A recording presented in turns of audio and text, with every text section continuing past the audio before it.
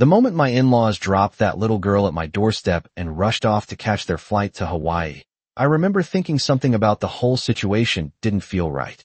At the time, I couldn't explain why. But looking back now, I should have trusted that feeling. It all started on a quiet Tuesday afternoon in early September. I had just finished cleaning the kitchen when my phone rang. The caller ID showed Margaret Carter, my mother-in-law. Margaret didn't usually call during the day unless something important was happening. I wiped my hands on a dish towel and answered. "Hi, Margaret," I said. Her voice sounded unusually hurried. "Emily, honey, I need a favor. Robert and I have to leave town today. Our flight leaves in 3 hours." That immediately caught my attention. "Leave town? Where are you going?" I asked. "Hawaii," she replied quickly. "It's something Robert planned months ago. Completely slipped my mind until this morning." I frowned. Margaret Carter forgetting a trip? That alone sounded strange. She was the most organized person I knew. "Okay," I said slowly. "So what do you need?" There was a short pause on the line, just long enough to make my stomach tighten a little. Then she said, "We need you to watch Lily for a few days." I had heard the name before, but only once or twice in passing. Lily was supposedly some distant relative of Robert's sister, a child who had been staying with them for a while, but I had never actually met her. "You want me to babysit?" I asked. "Just until we get back Sunday night," Margaret said. "She's very quiet, very well behaved. You won't have any trouble." I hesitated. My husband Daniel was working out of town that week, which meant it would just be me and this child I didn't know. Still, Margaret sounded desperate. "All right," I said finally. "You can bring her by." "Wonderful," Margaret replied quickly, almost with relief. "We'll be there in about 45 minutes. The call ended before I could ask any more questions. 45 minutes later, a silver SUV pulled into my driveway. Margaret stepped out first, followed by Robert. Then the back door opened, and a small girl climbed out slowly. That was the first time I saw Lily. She looked about 6 years old, maybe 7. Thin, pale, with long light brown hair that hung straight past her shoulders. She wore a simple blue sweater, jeans, and white sneakers that looked almost new. But what struck me immediately was how calm she seemed. Most kids arriving at a new house would show some kind of emotion, curiosity, excitement, even nervousness. Lily showed none of that. She simply stood beside the car, quietly watching everything around her. Margaret hurried up the walkway carrying a small pink suitcase. "Emily, thank you again for doing this," she said quickly. "It's just for a few days." "Of course," I said, though I was still trying to understand the situation. Robert gave a brief nod and checked his watch like someone who had somewhere important to be. "We really need to go soon," he said. That felt odd too. Most grandparents leaving a child behind would spend a few minutes making sure she felt comfortable, but they seemed eager to leave. Margaret gestured toward the girl. "Emily, this is Lily." The child looked at me quietly. Her eyes were a pale gray blue, unusually focused for someone so young. "Hi, Lily," I said with a friendly smile. She didn't answer. She didn't wave. She just looked at me. Margaret quickly leaned closer to me and lowered her voice. "There's something you should know. Lily doesn't speak." I blinked. "She doesn't talk?" Margaret shook her head gently. "Not really. Doctors think it's related to emotional stress from earlier in her life. She understands everything people say. She just doesn't respond verbally." I glanced at Lily again. She was still watching me, expression completely neutral. "So she's silent?" I asked quietly. "More or less," Margaret said. "But she's very sweet and extremely easy to care for. She eats normal meals, sleeps through the night, and she loves coloring books." Robert cleared his throat impatiently. "Margaret, we're going to miss the airport traffic." Margaret nodded quickly and handed me the suitcase. "Everything she needs is in here. Clothes, toothbrush, some snacks. Oh, and she likes apple juice with breakfast." I looked from Margaret to Robert, then back to Lily. Something about the way they were rushing felt strange, but I couldn't quite place it. "All right," I said slowly. "We'll be fine." Margaret bent down and briefly touched Lily's shoulder.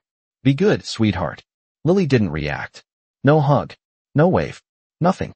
Then Margaret and Robert walked back to their SUV, climbed inside, and drove away less than a minute. Later, I stood in the driveway for a moment with Lily beside me, listening to the quiet hum of the neighborhood. Finally, I turned to her. "Well," I said gently, "I guess it's just you and me for a few days."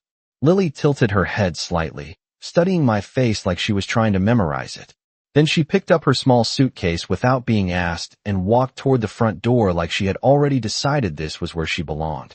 I followed her inside, thinking this would probably be an easy few days.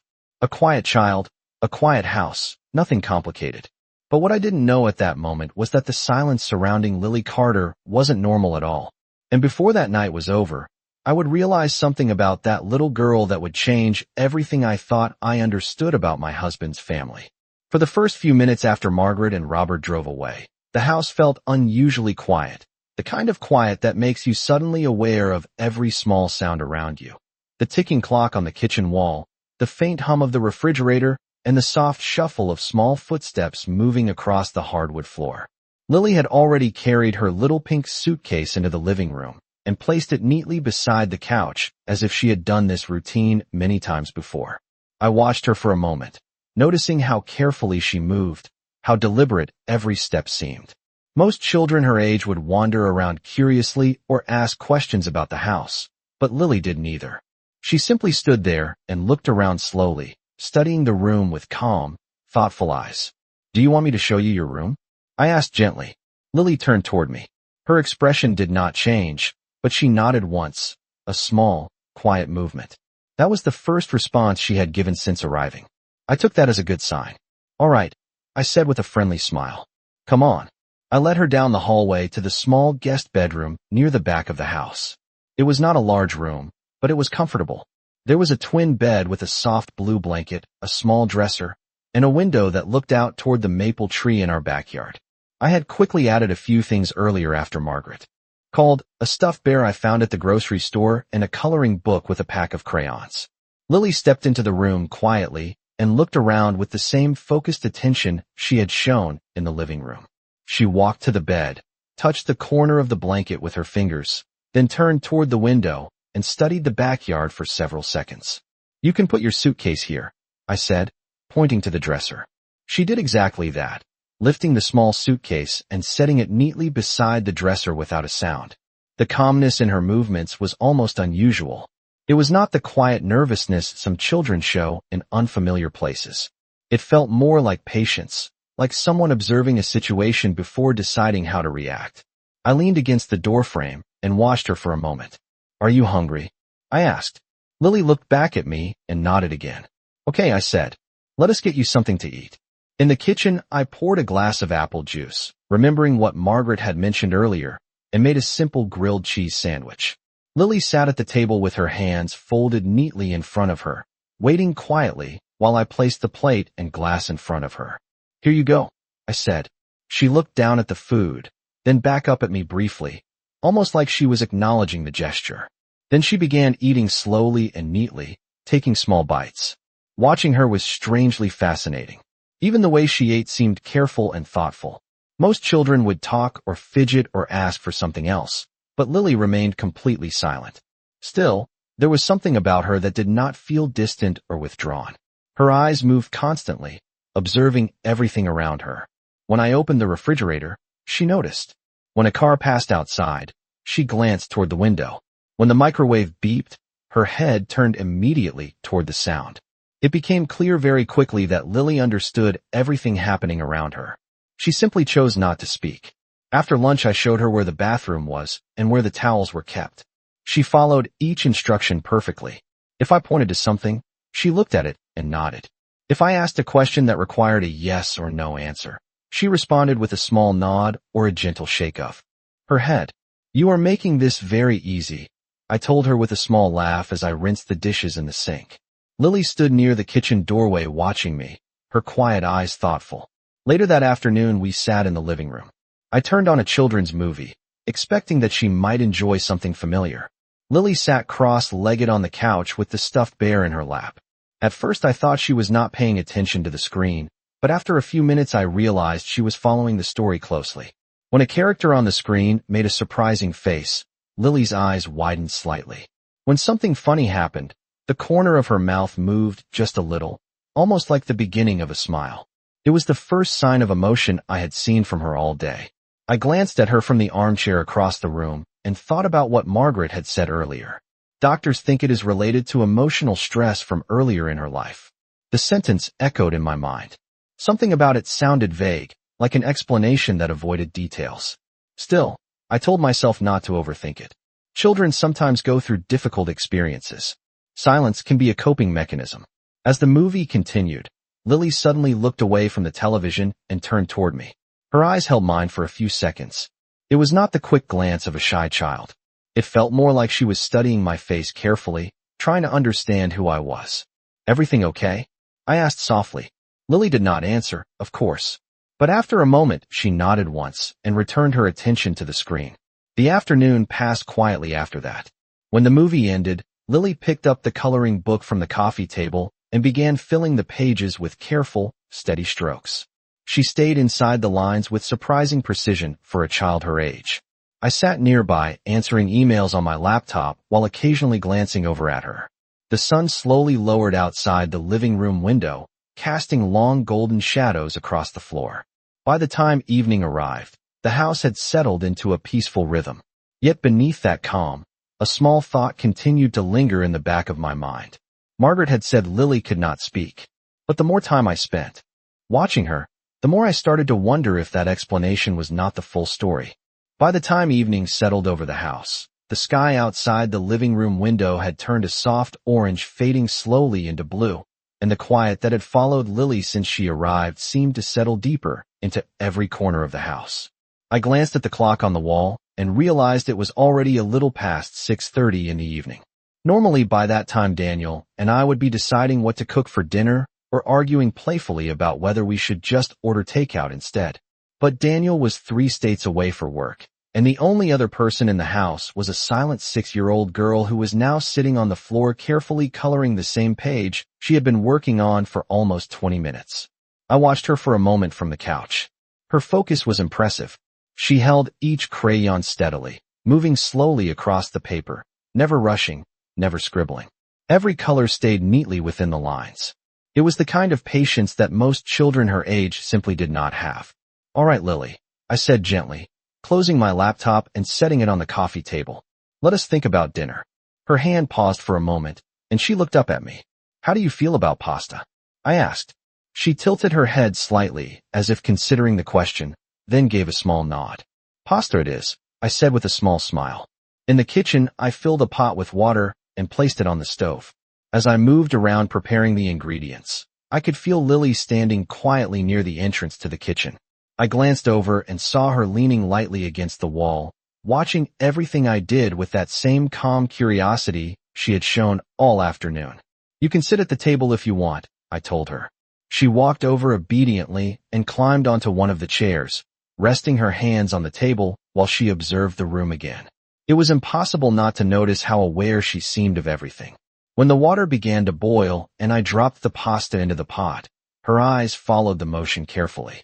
When the wooden spoon tapped against the side of the pot, her head turned toward the sound instantly. "You are very observant," I said lightly while stirring the sauce. "Most kids would be running around the house right now." Lily did not respond, but she continued watching quietly. The silence between us was not uncomfortable, but it was unusual. I had babysat nieces and nephews before, and the house was normally filled with constant chatter. Questions about snacks, cartoons, toys, bedtime. With Lily, there was none of that. Yet strangely, it did not feel like she was distant or withdrawn. It felt more like she was choosing not to speak rather than being unable to. After dinner was ready, I served 2 bowls of pasta and placed one in front of her. "Careful, it is still hot," I said. Lily nodded once and waited patiently before taking her first bite. She ate the same way she had earlier that afternoon, slow, neat, completely quiet. Halfway through the meal, I decided to try something. "Lily," I said softly. She looked up immediately. "Do you like living with Margaret and Robert?" She held my gaze for a moment. Then she nodded. I studied her expression carefully, hoping to see something more, but her face remained calm. "Do you go to school?" I asked next. Another small nod. "First grade." I guessed. She nodded again, so she could understand everything perfectly. That much was obvious. The conversation continued like that for a few minutes, simple yes or no questions answered with quiet nods. Yet something about the interaction kept pulling at my curiosity. Her eyes were so focused whenever she listened, almost like she was measuring every word before deciding how to respond. After dinner, she carried her empty bowl to the sink without being asked. That surprised me enough to make me laugh softly. "Well, that is impressive," I said. "You might be the most polite houseguest I have ever had." Lily watched me rinse the dishes and then glanced toward the hallway that led to the guest bedroom. "Getting tired?" I asked. She hesitated for a moment, then nodded. "All right," I said. "We can start getting ready for bed." In the bathroom, I helped her reach the sink so she could wash her hands and brush her teeth. She followed every instruction carefully, just as she had all day. When she finished, she looked up at me through the mirror. For a brief second, I noticed something in her expression that had not been there earlier. It was not fear. It was not sadness either. It looked more like hesitation, like she was considering whether to do something. "Everything okay?" I asked gently. Lily looked at me for another second, then simply nodded again and stepped away from the sink. We walked back to the guest bedroom together. The small lamp beside the bed cast a warm yellow glow across the room. Outside the window, the backyard had grown dark except for the faint porch light near the fence. Lily climbed onto the bed and pulled the blue blanket over her legs. I handed her the stuffed bear from earlier. "Here you go," I said. She accepted it quietly and placed it beside her pillow. I stood in the doorway for a moment, watching her settle in. For most of the day, I had tried not to question Margaret's explanation too much. But the longer I spent around Lily, the harder it became to ignore a growing feeling that something about the situation did not quite add up. She understood every word. She responded perfectly when spoken to. Her expressions showed clear awareness of everything happening around her. The only thing missing was her voice. "Good night, Lily," I said softly, turning off the lamp so that only the faint hallway light remained. She looked toward me in the dim room and gave one final quiet nod. I started to close the door, but just before it shut completely, I noticed something unusual. Lily was still awake, sitting up slightly in the bed, watching me with that same thoughtful gaze she had carried all day. And for the first time since she arrived, I had the unmistakable feeling that the silence surrounding that little girl might not last much longer. I closed Lily's bedroom door most of the way, but left a small gap so the soft hallway light could reach inside. For a moment, I stood there quietly, listening. The house had returned to that deep evening calm, the kind that makes every small noise feel louder than usual. I heard the faint creak of the wooden floor as I stepped back down the hallway, and somewhere outside a car passed slowly along our street. Normally by that hour, I would be relaxing with a book or watching television before bed, but my mind felt unusually alert. Something about Lily's behavior lingered in my thoughts in a way I could not quite explain. It was not that she had done anything strange. In fact, she had been the easiest child to care for that I had ever met. She followed every instruction, stayed calm, and never complained about anything. Yet the silence surrounding her did not feel ordinary. Margaret had said Lily did not speak because of emotional stress from earlier in her life. I tried to imagine what kind of experience could lead a child to stop speaking entirely. The explanation made sense on the surface, but the more time I spent around Lily, the less convinced I felt. Her awareness was simply too sharp. She responded to every word with precise timing, her expressions always matching the situation perfectly. It was as if her voice had been turned off intentionally rather than lost.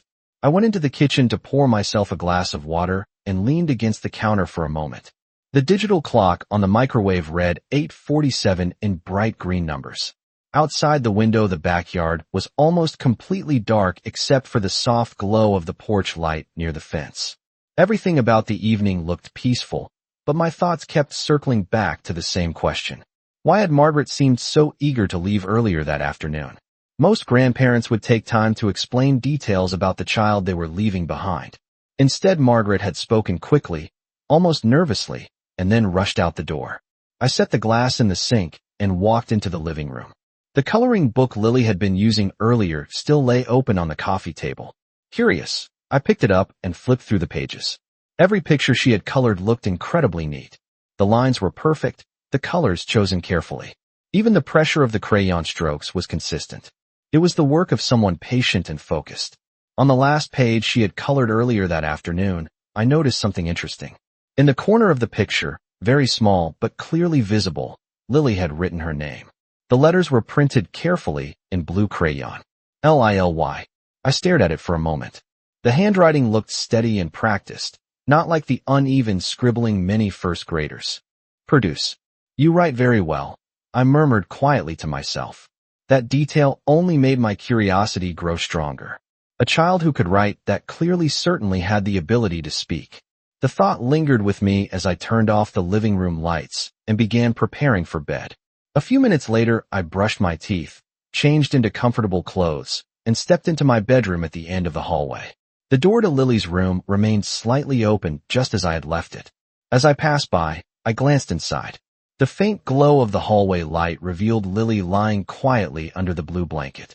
Her eyes appeared closed, and the stuffed bear rested beside her pillow. Everything looked peaceful. I quietly moved on and entered my own room. The clock beside my bed read 9:23 when I turned off the lamp. For a while I lay there listening to the quiet of the house. My mind replayed small moments from the day. The way Lily had watched everything carefully. The hesitation in her expression when she looked at me in the bathroom mirror earlier that evening. The way she had studied my face during dinner like she was trying to understand something important. Eventually my thoughts began to drift, and I felt myself relaxing into the quiet rhythm of the night. I must have been lying there for at least 15 minutes when I heard it. A very soft sound somewhere in the hallway. At first I thought it might just be the house settling the way older homes sometimes do after the temperature drops at night. But then I heard it again. A light set of footsteps moving slowly across the wooden floor. My eyes opened immediately. For a moment I stayed still, listening carefully. The footsteps were small and cautious, almost like someone trying not to wake anyone. I sat up slightly in bed and looked toward the door. The hallway light cast a narrow strip of pale yellow across the floor of my room. Another quiet step echoed in the hallway. My first thought was Lily. Maybe she had gotten up to use the bathroom or needed a glass of water. I slipped out of bed and walked quietly to the doorway. When I looked into the hallway, I saw a small figure standing near the entrance to the kitchen. It was Lily. She stood there in the dim light wearing the same blue sweater from earlier, her small silhouette perfectly still. For a moment, she did not notice that I was watching her. She seemed to be looking toward the front door as if listening for something beyond the house. Lily, I said softly so I would not startle her. She turned immediately, her pale gray-blue eyes finding mine in the dim light. There was no fear in her expression, only that same thoughtful awareness she had shown all day. Is everything okay? I asked gently. She remained silent for a few seconds, studying my face carefully again. Then she slowly walked toward me down the hallway. When she reached the doorway of my room, she stopped just a few feet away and looked up at me. For a brief moment, I thought she might simply nod like she had earlier that day. But instead she took a small breath as if preparing to do something she had been holding back for a very long time. Lily stood in the doorway of my bedroom looking up at me with that same calm, focused expression she had worn all day, but something about the moment felt different now. The hallway light behind her cast a faint glow around her small figure, and for a few seconds neither of us moved. I could hear the quiet hum of the air conditioning and the distant sound of a car passing somewhere down the street. Everything else in the house was completely still. Lily, I asked softly again, lowering my voice so the moment would not feel intimidating to her. Did you need something? She did not nod this time. Instead, she continued studying my face as if she was measuring my reaction before deciding what to do next. I noticed her hands were gently clasped together in front of her, and she shifted her weight slightly from one foot to the other. It looked like the kind of hesitation someone shows when they are about to speak, but are unsure if they should. I remembered what Margaret had told me earlier that afternoon. She does not speak. Doctors think it is related to emotional stress from earlier in her life. At the time I had accepted that explanation, but standing there in the quiet hallway, watching Lily's expression carefully, the idea suddenly felt incomplete. Everything about her behavior suggested awareness and understanding far beyond simple silence. Are you thirsty? I asked gently. Or maybe you need the bathroom? Lily slowly shook her head. That alone was enough to confirm she understood my questions perfectly. I took a step closer to her so that we were only a few feet apart. It is okay if you cannot sleep, I said kindly. Sometimes new places feel strange at night. Lily listened closely, her eyes following every word. Then she looked briefly over her shoulder toward the living room as if checking something behind her. When her gaze returned to me, there was a seriousness in her expression that I had not seen before. It was not the expression of a nervous child. It was the look of someone deciding whether to share a secret. I waited patiently, giving her time. For several seconds, she remained silent. Then I noticed something subtle. Lily took a slow breath in through her nose and held it for a moment. It was the same kind of breath people take right before speaking. My heart skipped slightly when I realized what might be happening. But I stayed calm, careful not to pressure her. "You can take your time," I said quietly. Lily's lips parted just a little, then closed again. She looked down at the floor as if gathering courage. For a moment, I wondered if she might change her mind and return to her room without saying anything. But then she lifted her head again and met my eyes directly. The quiet of the hallway seemed to grow even deeper in that instant. And then something happened that I will never forget for the rest of my life. Lily spoke. Her voice was soft and careful, almost like someone who had not used it in a long time. But the words were clear and unmistakable. "Grandma said never tell you the truth." The sentence hung in the air between us like a sudden crack in an otherwise silent room. For a second I was so shocked that I could not react at all. My mind replayed the words over and over, trying to confirm that I had really heard them. "Grandma said never tell you the truth." The voice had come from Lily. There was no doubt about it. My heart began to beat faster as the realization settled in. Margaret had told me Lily did not speak. Not rarely. Not occasionally. She had said Lily did not speak at all. Yet the child standing in front of me had just delivered a full sentence in a calm, steady voice. I knelt down slowly so that my eyes were level with hers. "Lily," I said gently, keeping my tone calm so she would not feel frightened. "Can you say that again?" The moment the words left my mouth, Lily's expression changed.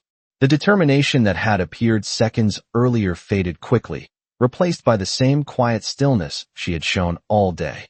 Her lips closed. Her face returned to complete silence. "Lily," I asked softly. She shook her head once. Just one small motion. The same silent response she had used earlier for yes or no questions. "You just spoke," I said carefully. "I heard you." Lily looked at me with those pale gray-blue eyes, but she did not answer. The silence returned as suddenly as it had disappeared. For a few seconds I remained kneeling there, unsure how to respond. My mind was racing with questions. What truth had Margaret told her to hide? Why had Lily chosen that moment to speak? And why had she immediately stopped again? "It is okay," I said finally, trying to reassure her. "You are not in trouble." Lily continued watching me quietly. After another moment, she took a small step backward toward the hallway. Then she turned and walked calmly back toward the guest bedroom without saying another word. I stayed where I was, still kneeling near the doorway of my room, listening to the soft sound of her footsteps fading down the hallway. A few seconds later, I heard the quiet creak of the guest bedroom door closing. The house returned to silence again. But this time the silence felt completely different. Because now I knew something that changed everything. Lily could speak. And the only thing she had chosen to say was that Margaret had warned her never to tell me the truth. I remained kneeling in the hallway for several seconds after Lily disappeared back into the guest bedroom, my mind replaying the exact sound of her voice again and again. The words were still echoing clearly in my head. "Grandma said never tell you the truth." It had not sounded like a child guessing or repeating something randomly. The sentence had been calm and deliberate, almost like a message she had been carrying for a long time. Slowly I stood up and looked down the hallway toward the closed guest bedroom door. Everything was quiet again, the same peaceful silence that had filled the house earlier that evening. But now that silence felt completely different. A few minutes earlier I had believed I was caring for a child who simply could not speak. Now I knew that was not true. Lily could speak perfectly clearly. She had just chosen not to. I walked quietly down the hallway and stopped outside the guest bedroom door. For a moment I considered knocking gently and asking her more questions. But something inside me hesitated. The way she had spoken earlier had felt fragile, almost like a secret slipping out before she had time to stop it. If I pushed too hard, she might retreat even further into silence. I placed my hand lightly on the door and listened. Inside the room, I could hear the faint rustle of the blanket as Lily moved slightly in the bed. She was awake. I was sure of that. Still, I decided not to interrupt her again. Instead, I turned and walked slowly back to my own bedroom. Once inside, I sat on the edge of the bed, trying to process everything that had just happened. My eyes moved toward the digital clock on the nightstand. 10:12 in bright white numbers. Less than an hour earlier, I had been lying in bed assuming the night would pass quietly. Now it felt like an entirely different situation had unfolded inside my home. The biggest question circling my thoughts was simple but impossible to ignore. What truth was Lily talking about? Margaret had warned her never to tell me the truth. That meant there was something important being hidden from me. Something involving Lily. Something involving Margaret. Possibly even something involving Daniel. I stood up again and paced slowly across the room, thinking through every detail of the day. Margaret's rushed phone call that afternoon. The way she had avoided giving too many details about Lily's past. The way Robert had kept checking his watch, almost like he wanted to leave as quickly as possible. At the time I had assumed they were simply worried about catching their flight. But now the memory felt different. What if they had been rushing for another reason? What if they were afraid of something Lily might say? The idea sent a chill through my thoughts. I walked to the window and looked out into the dark backyard. The porch light cast a small circle of warm yellow across the grass, and beyond that everything faded into shadow. The neighborhood was quiet, the kind of calm suburban night where nothing unusual ever seems to happen. Yet inside my mind, questions were building one after another. Finally, I returned to the bed and sat down again, leaning forward with my elbows resting on my knees. I tried to recall Lily's exact tone when she spoke earlier. It had not sounded fearful. It had not sounded like a warning either. It had sounded more like a simple statement of fact. Grandma said never tell you the truth. Almost as if she wanted me to know that there was something hidden, but had been instructed not to reveal it. I lay back against the pillows and stared at the ceiling. Sleep was clearly not going to come easily tonight. My thoughts drifted to Daniel. He was currently working on a construction project in Arizona and would not return home until the weekend. Normally, I would have called him immediately to tell him something unusual had happened. But another thought stopped me. If Margaret had told Lily to keep a secret from me, would Daniel already know about it? The possibility made my stomach tighten slightly. I did not want to jump to conclusions, but the idea lingered in the back of my mind. After a few minutes, I picked up my phone from the nightstand and opened the contact list. Daniel's name appeared near the top. My thumb hovered over the call button for several seconds. If I called him now, I would probably wake him. And what would I even say? Your parents left a silent child at the house. And she suddenly spoke one mysterious sentence. It sounded almost unbelievable even inside my own head. With a quiet sigh, I placed the phone back on the nightstand. Instead, I decided to wait until morning. Perhaps Lily would speak again. Perhaps the situation would become clearer with time. Still, the feeling that something important had just begun was impossible to ignore. I turned off the bedside lamp and lay back. In the darkness, listening carefully to the quiet house around me. Somewhere down the hallway a floorboard creaked softly as the building settled for the night. For a brief moment, I wondered if Lily was still awake in her room, lying under the blue blanket with her eyes open, thinking about the words she had already revealed. Because one thing was certain now. Lily Carter was not simply a silent child. She was a child carrying a secret that someone had clearly told her to keep. And the more I thought about it, the more I realized that whatever truth she had almost shared might involve my family in a way I was not prepared to understand. I barely slept that night. Even when my eyes finally closed for short moments, my mind kept replaying the same sentence over and over again in Lily's soft voice. Grandma said never tell you the truth. Every time I thought about it, the words seemed heavier, like they carried more meaning than a child should ever have to hold. At some point in the early morning hours, I must have drifted into a light sleep, because the next thing I knew the faint gray light of dawn was slipping through the edges of the curtains in my bedroom. The digital clock beside my bed read 6:42. I lay there for a moment staring at the ceiling, trying to remember whether the events from the night before had really happened or if I had somehow imagined them. But the moment I sat up, the memory came back clearly. Lily's voice, the calm way she had spoken, the sudden silence that followed. I swung my feet to the floor and stepped into the hallway. The house was quiet again, but this time it was the quiet of early morning rather than the stillness of night.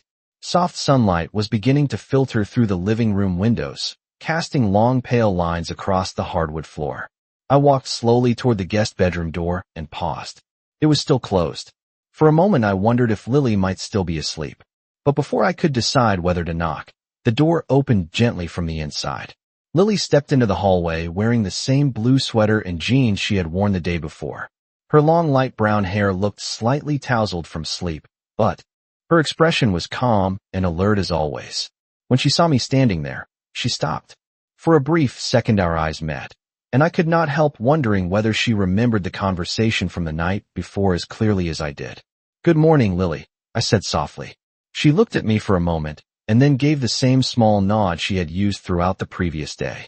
No words followed. The silence had returned completely. I studied her face carefully, searching for any sign that she might speak again. But Lily simply stood there calmly, waiting.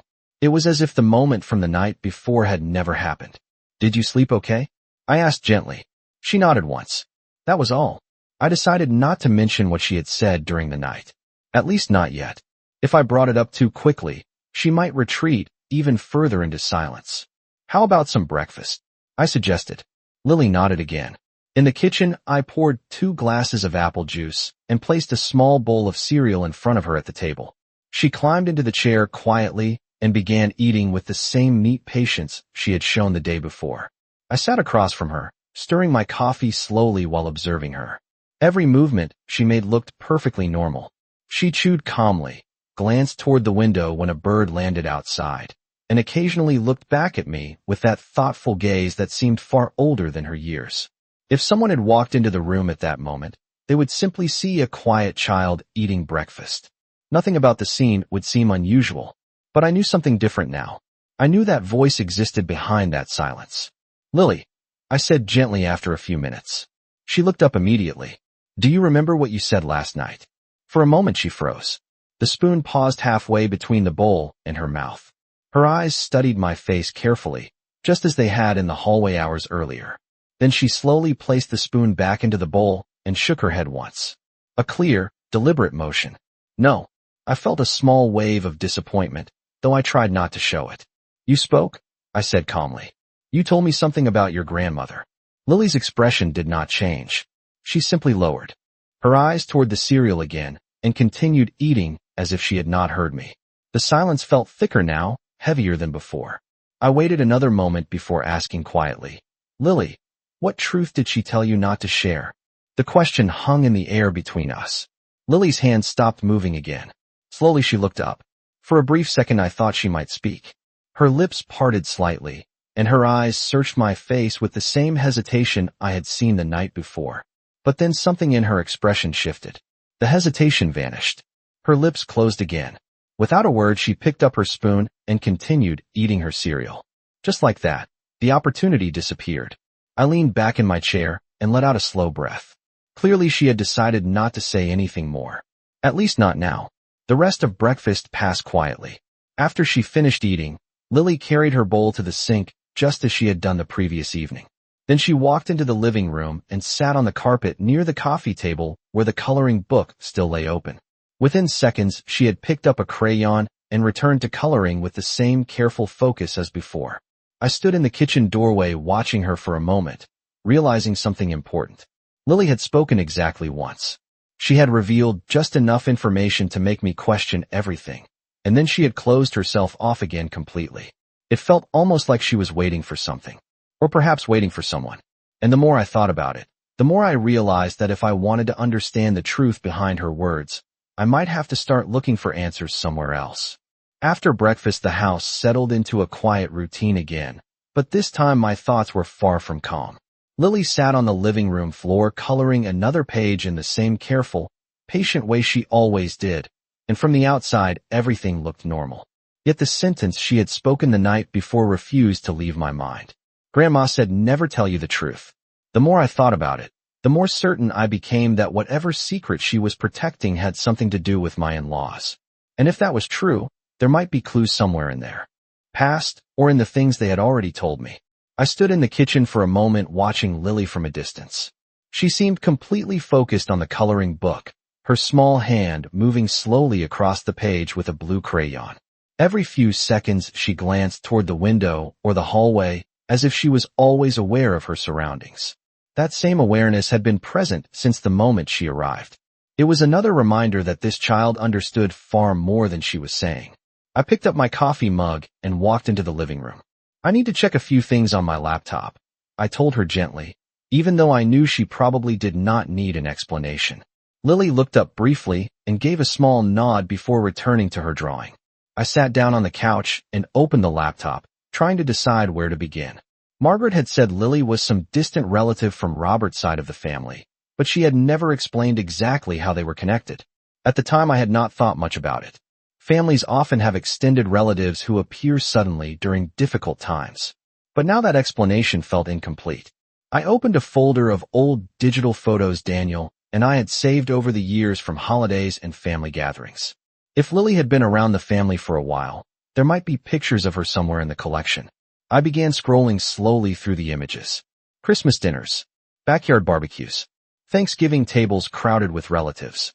I saw pictures of Margaret laughing beside the kitchen counter, Robert standing proudly near the grill, Daniel smiling with his arm around my shoulders. But as I moved from one year to another, I noticed something interesting. There were dozens of family gatherings recorded in those photos, yet I could not find a single image of Lily. Not one. I scrolled back further, checking again carefully, but the result was the same. It was as if she had simply appeared in their lives recently, without ever being part of the earlier family moments. That alone was strange. If she was truly a relative who had been staying with them for a while, someone would have taken at least one picture with her. My curiosity grew stronger. I closed the photo folder and opened a search page, typing in Margaret's name along with the name of the small town where Daniel had grown up.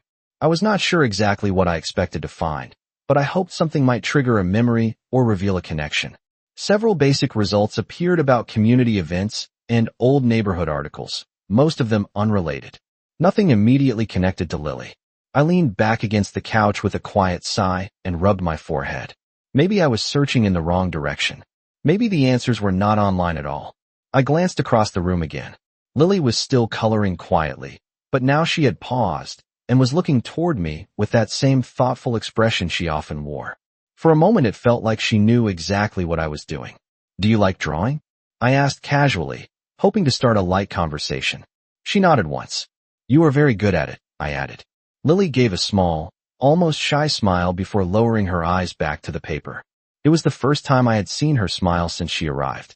The moment felt brief, but genuine. Watching her there on the floor, looking so small and calm, made the mystery surrounding her feel even more unusual. A child her age should not be carrying complicated secrets. I closed the laptop halfway and rested it on the coffee table. Another thought had begun forming in my mind. If Lily had been staying with Margaret and Robert recently, there might be something about her belongings that could offer a clue. The small pink suitcase Margaret had brought yesterday was still in the guest bedroom beside the dresser. I hesitated for a moment, unsure if it would feel intrusive to look through a child's things. But then I remembered the urgency in Margaret's voice and the warning Lily had mentioned. If there was a truth being hidden from me, I needed to understand what it was. I stood up and walked quietly down the hallway toward the guest bedroom. Lily remained in the living room coloring, seemingly unconcerned about where I was going. When I entered the bedroom, the morning sunlight was shining gently through the window, lighting the small suitcase near the dresser. I knelt down beside it and slowly unzipped the top compartment. Inside were neatly folded clothes, a small hairbrush, a pair of socks, and a few children's books. Everything looked ordinary at first glance. But as I lifted one of the books from the suitcase, something slipped out from between the pages and landed softly on the floor beside my knee. I picked it up and realized it was a photograph. The moment I looked at the image, my breath caught slightly in my chest. Because the person standing beside Lily in that picture was someone I recognized immediately. For a few seconds, I simply stared at the photograph in my hand, trying to make sense of what I was seeing. The image was slightly faded at the edges like it had been printed a few years ago, but the people in it were perfectly clear. Lily stood in the center of the picture wearing a light yellow dress, her long hair tied back with a ribbon, looking younger than she did now, but still unmistakably the same child. Beside her stood a woman I had never seen before, someone in her late 20s with soft brown hair and a warm smile. But the person standing on Lily's other side was the one that made my breath catch. It was Daniel, my husband. He looked a little younger in the photo, maybe 3 or 4 years earlier, but there was no doubt about it. His arm rested lightly around Lily's shoulder, as if they were familiar with each other, almost like a father posing with his child at a family outing. My mind struggled to process the scene. Margaret had told me Lily was some distant relative from Robert's side of the family. Yet here was Daniel standing beside her in a photograph that clearly looked personal, not something taken at a large gathering with extended relatives. I turned the picture over slowly. On the back, written in neat blue ink, were a few simple words. Summer at the lake. Lily, age 3. My heart began beating faster as I read it again. Lily, age 3. If the photo was taken around 4 years ago, that meant Lily was likely around 7 years old now, which matched what I had guessed when I first met her. But the more important question was why Daniel had never mentioned her to me. We had been married for 5 years. In that time we had shared stories about childhood, about family gatherings, about relatives both close and distant. Yet never. Once had he mentioned a little girl named Lily. I sat back on my heels on the bedroom floor, still holding the photograph in my hand. The pieces of the situation began rearranging themselves in my mind. Margaret's rushed phone call. The strange way she avoided giving details. Lily's mysterious sentence the night before. Grandma said never tell you the truth. Slowly I stood up and looked toward the hallway. From the living room, I could hear the faint scratch of crayon on paper as Lily continued coloring quietly. She had no idea I had found the photograph. Or perhaps she did. Something about that thought made me uneasy. I walked carefully back into the living room, still holding the photo loosely at my side. Lily sat on the floor exactly where I had left her, focused on a new coloring page. When she noticed me standing there, she looked up calmly. For a moment I wondered if she would react when she saw what I was holding. But her expression remained neutral. Lily, I said gently, stepping closer. She watched me without speaking. I knelt down near the coffee table and slowly placed the photograph on the surface between us. Her eyes moved down to the image. For a brief second something changed in her expression. It was small, almost impossible to notice if I had not been watching so closely. But it was there. Recognition. This is you, I said softly. Lily did not deny it. She simply continued looking at the picture. And this is Daniel, I added carefully. My husband. Her eyes lifted to meet mine again. The room felt very quiet in that moment. I waited, hoping she might speak like she had the night before. But once again the silence remained. Still, the photograph had already answered one question. Lily knew Daniel. And not as a distant relative seen once or twice at family events. The way his arm rested around her in that picture suggested familiarity, comfort, something closer than Margaret had ever explained. I picked up the photograph again and studied Daniel's face in it. He looked relaxed and happy, standing beside Lily and the young woman at the lake. Whoever the woman was, she seemed connected to both of them. Perhaps Lily's mother. The idea formed slowly but powerfully in my mind. If that was true, then Lily might not be a distant relative at all. She might be connected to Daniel in a much more direct way. My chest tightened slightly at the possibility. I had never questioned Daniel's honesty before. But now I was holding evidence that suggested there was a part of his past I knew nothing about. I looked back at Lily. She had lowered her eyes again and returned to coloring, but her movements were slower now, more careful than before. It felt almost like she knew the secret had moved one step closer to the surface. Lily, I said gently after a moment. She paused but did not look up. Who is the woman in this picture? For several seconds she remained still. Then slowly she lifted her eyes toward me again. The hesitation returned to her face, the same expression she had worn in the hallway the night before she spoke. For a moment I thought she might finally answer. Her lips parted slightly, but then the hesitation faded again. She lowered her head and continued coloring without making a sound. The message was clear. She was not ready to tell me. But the photograph had already revealed enough to change everything I thought I knew. Because if Lily had been standing beside Daniel at that lake years ago, then the secret Margaret wanted hidden might not belong only to Lily. It might belong to Daniel as well. For the next hour, I tried to behave as if nothing had changed, but my mind would not stop returning to the photograph. Lily continued coloring quietly on the living room floor while I moved around the kitchen pretending to tidy things that were already clean. Every few minutes my eyes drifted back to her small figure sitting cross-legged near the coffee table. The more I watched her, the more that strange sentence from the night before echoed in my thoughts. Grandma said never tell you the truth. At the time I thought it was simply a frightened child repeating something she had been told. But now it felt like something much bigger. I walked back into the living room and sat on the couch, watching her carefully. Lily had finished coloring one page and was starting another, choosing a green crayon and carefully filling in the leaves of a tree on the paper. She worked slowly and patiently, far more focused than most children her age. After a few minutes I spoke again, keeping my voice calm and gentle. Lily, do you remember the lake in this picture? Her crayon stopped moving for a moment. She did not look up, but the pause told me she had heard the question. It looks like a nice place, I continued softly. Was it a family trip? For several seconds, she remained silent again. Then she placed the green crayon down on the floor beside her and looked up at me. Her expression was thoughtful, as if she were deciding how much she was allowed to say. My heart beat a little faster as I waited. Finally, she spoke in a quiet voice that was almost a whisper. I remember the ducks. The words were simple, but hearing her speak again felt just as surprising as the first time. I leaned forward slightly. There were ducks at the lake. Lily nodded once. A lot of ducks. Then she grew quiet again, almost as if the effort of speaking had used up whatever permission she believed she had. Still, those few words confirmed something important. She remembered the lake. That meant the photograph had truly been taken during a real trip, not just a staged family moment. I glanced down at the picture again, studying the unfamiliar woman beside Daniel. The woman looked happy, standing close to Lily with one hand resting lightly on the girl's shoulder. Whoever she was, she clearly cared about Lily. Was that your mom? I asked carefully, pointing to the woman in the photo. Lily's eyes followed my finger to the image. Her expression changed again, this time softer, almost sad. For a moment I thought she might answer. Instead, she slowly picked up her crayon again and continued coloring the tree. The silence returned, but the reaction had already told me enough. I leaned back on the couch, letting out a quiet breath.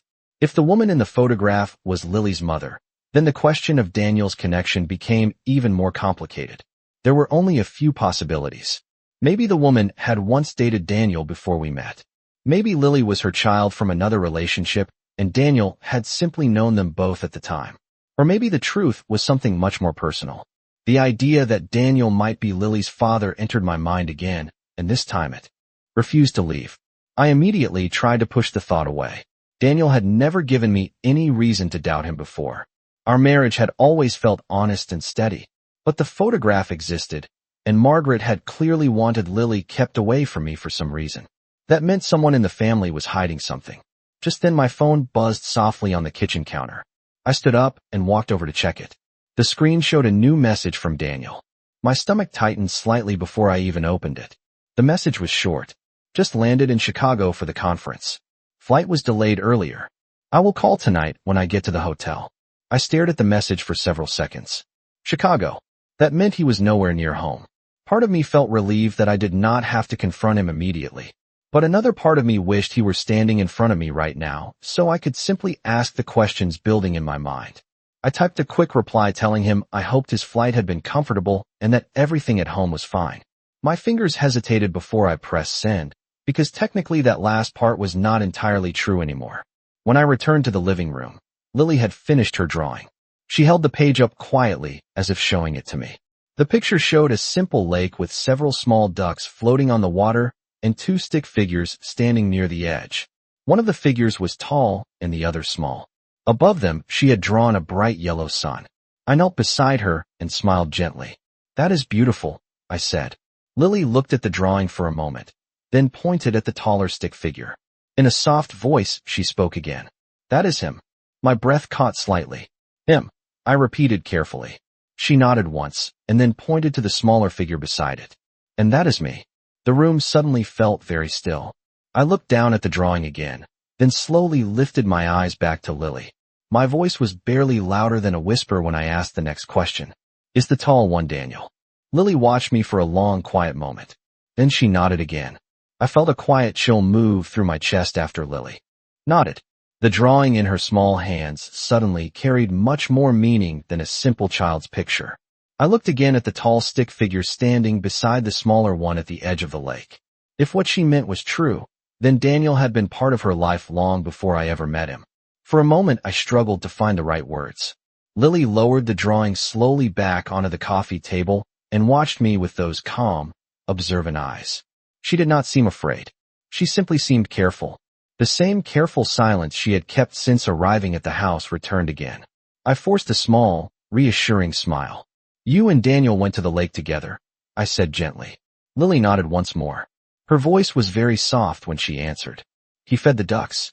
I felt my heart beat faster. Daniel fed the ducks with you. Lily nodded again and then looked down at the drawing. She traced the little ducks on the water with her finger as if remembering something important. I sat beside her on the floor, trying to keep my voice steady. Was that the same day as the picture we saw earlier? Lily looked at me again, and after a short pause she whispered, yes. The room fell quiet again. Every answer she gave opened another question in my mind. If Daniel had taken Lily to the lake when she was 3 years old, then he had known her for at least 4 years. Yet in all the time I had known him, I had never once heard her name. My thoughts drifted back to Margaret's hurried voice on the phone and the strange instructions she had given. She had not simply asked me to watch Lily. She had insisted that I should not ask questions. At the time I assumed she was just worried about the child being shy. But now it felt like something else entirely. She had been trying to keep something hidden. I looked back at Lily carefully. Lily, do you see Daniel often? She shook her head slowly. Not now. Those 2 words felt heavy in the quiet room. But you saw him before, I said gently. Lily nodded again. She picked up the drawing and stared at it for a moment, as if the picture helped her remember things she was not sure she should say. After a few seconds she spoke again, a little more clearly this time. Before we moved. My mind caught on that phrase immediately. Before you moved where? Lily hesitated again.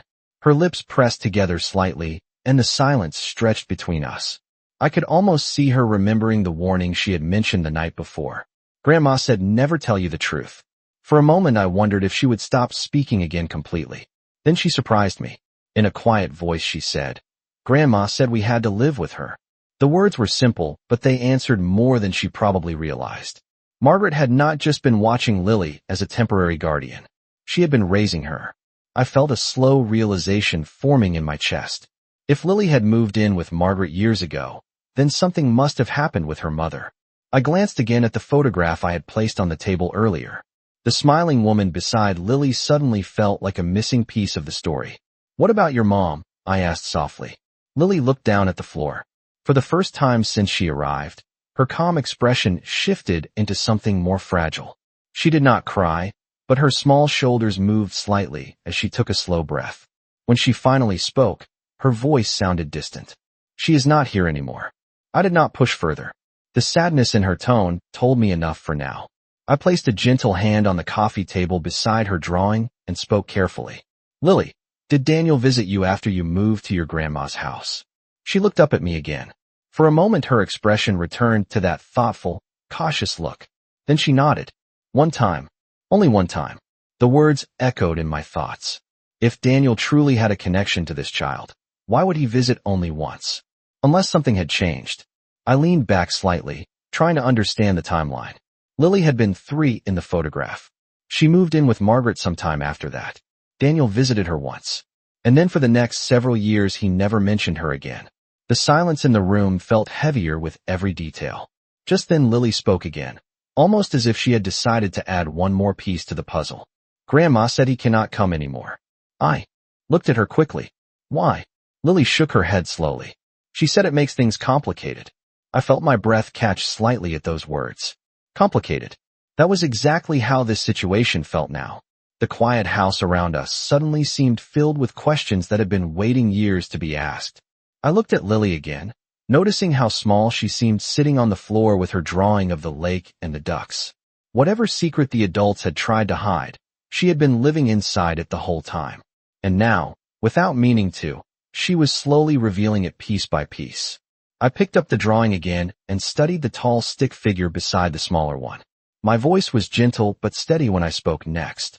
Lily, when you drew Daniel at the lake with you, did he call you by your name? Lily nodded quietly. Then she looked straight at me and said something that made the entire story shift again. Sometimes he called me his little girl. For several seconds after Lily spoke those words I could not say anything. The quiet sentence lingered in the air between us with a weight that changed everything I thought I understood. Sometimes he called me his little girl. I looked down at the drawing again, then slowly back at Lily. She was not smiling or reacting in any dramatic way. She had simply stated a memory the same way she had mentioned the ducks at the lake. To her it was just something that had happened. But to me it felt like the final piece of a puzzle I had been trying to solve since she walked into this house. My mind moved carefully through every detail I had learned during the past day. The photograph of Daniel beside her when she was 3 years old. The trip to the lake. The single visit after she moved to Margaret's house. The warning that she should never tell me the truth. And now the way Daniel had spoken to her, calling her his little girl. I took a slow breath and placed the drawing gently back on the coffee table. My voice was calm when I spoke again, though inside my thoughts were racing. Lily, when Daniel said that, were you alone with him? She nodded slowly. At the lake. I felt my chest tighten slightly.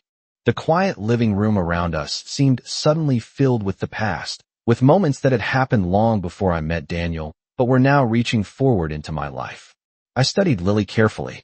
She was still sitting cross-legged on the floor with her crayons scattered around her, the picture of the lake resting between us. She looked like any ordinary child, but the story she carried was anything but ordinary. Lily, I said softly, do you remember the woman who was in the picture with you and Daniel? Her expression changed again, that small shadow of sadness returning to her eyes. She nodded once. That was my mom. The answer came quietly, but clearly. I had suspected it before, but hearing it spoken out loud made the truth feel much more real. I lowered my voice even more. What was her name? Lily hesitated for a moment, then said, Emily. The name settled heavily in my mind. Emily, a person who had once stood beside Daniel and Lily at a lake, smiling for a photograph. A person who was now gone. I thought back over the years I had spent with Daniel, all the conversations about our pasts, about old friends and family. I had never once heard that name. Not Emily. Not Lily. It was as if that entire chapter of his life had been carefully erased. I looked toward the kitchen where my phone still rested on the counter after Daniel's message from the airport earlier. He was hundreds of miles away in Chicago right now, attending a conference like he had done many times before. But for the first time since I married him, I realized there was a version of Daniel that I had never known. Lily spoke again before I could ask another question. Grandma said I cannot tell you. Her voice was small but steady. I looked back at her and gave a gentle smile. You have not done anything wrong, Lily. She watched me quietly, searching my face as if trying to understand whether that was really true. I leaned forward slightly. Sometimes adults keep secrets because they are afraid of what will happen if people know the truth. But that does not mean you did something bad. Lily thought about that for a moment. Then she nodded slowly. The tension in her shoulders seemed to soften a little. For the next few minutes we sat quietly together in the living room. Lily returned to coloring another page, this time drawing a small house with a tree beside it. I watched her carefully, noticing how peaceful she looked when she focused on her crayons. It struck me how much pressure must have been placed on such a young child to remain silent about something so important. Eventually I stood up and walked to the kitchen to pour a glass of water.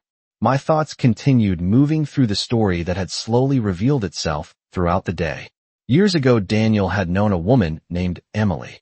They had spent time together, enough time to take a little girl to the lake and feed ducks while smiling for photographs. That little girl was Lily. At some point something had happened that caused Lily to move in with Margaret. Emily was no longer present in her life. Daniel had visited only once after that. And then, for reasons I still did not fully understand, the entire situation had been hidden from me. I took a sip of water and looked back toward the living room where Lily was quietly coloring again. There was still one final truth that had not yet been spoken directly, but the pieces were already arranged clearly enough in my mind.